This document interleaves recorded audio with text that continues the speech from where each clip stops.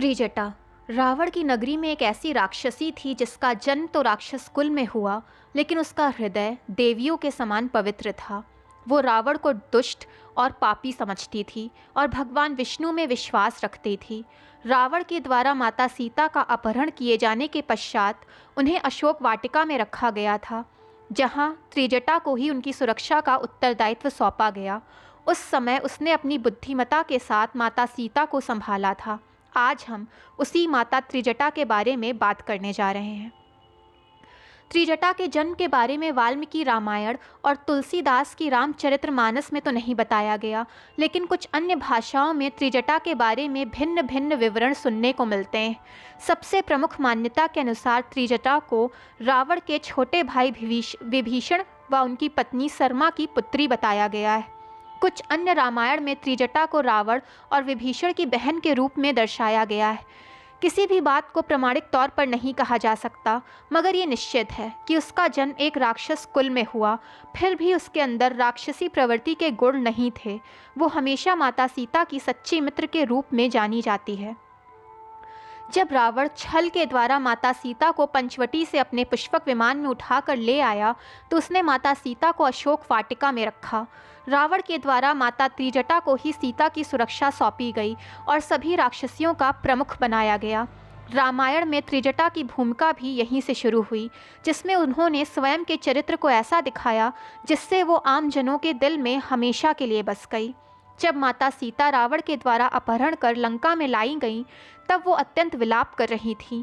साथ ही अशोक वाटिका में अन्य राक्षसियां उन्हें तंग कर रही थीं। ये देख त्रिजटा ने अपनी बुद्धिमता से बाकी राक्षसियों को चुप करा दिया और माता सीता को ढांढस बंधाया। त्रिजटा के कारण ही माता सीता को उस राक्षस नगरी में रहने की शक्ति मिली और उनका विलाप भी कम हुआ। वैसे तो त्रिजटा रावण की सेविका थी, लेकिन वो भगवान श्री राम की विजय में विश्वास रखती थी। उसने अपने व माता सीता के बीच के संबंधों को जग जाहिर नहीं होने दिया, लेकिन हर पल वो माता सीता को हर महत्वपूर्ण जानकारी देती रही, जैसे कि लंका दहन का होना, समुद्र पर सेतु बनना, राम लक्ष्मण का सुरक्षित होना इत्यादि। त्रिजटा के द्वारा समय समय पर माता सीता को जानकारी देते रहने से माता सीता की हिम्मत बंधी रहती थी। अंत में भगवान श्री राम व दशानन रावण के बीच भयंकर युद्ध हुआ और उसमें रावण मारा गया। इसके पश्चात विभीषण को लंका का अधिपति बनाया गया और उन्होंने तुरंत ही माता सीता को मुक्त करने का आदेश दिया। त्रिजटा माता सीता के जाने से दुखी थी, लेकिन प्रसन्न भी थी कि अब सारी विपत्ति टल गई है। अग्नि परीक्षा के बाद जब माता सीता भगवान श्री राम के पास आईं, तब उन्होंने माता त्रिजटा के वात्सल्य व प्रेम के बारे में उन्हें बताया। ये सुनकर सभी बहुत खुश हुए और भगवान राम और माता सीता ने त्रिजटा को इतने पुरस्कार दिए कि जीवन भर उन्हें कुछ भी करने की आवश्यकता नहीं पड़ी।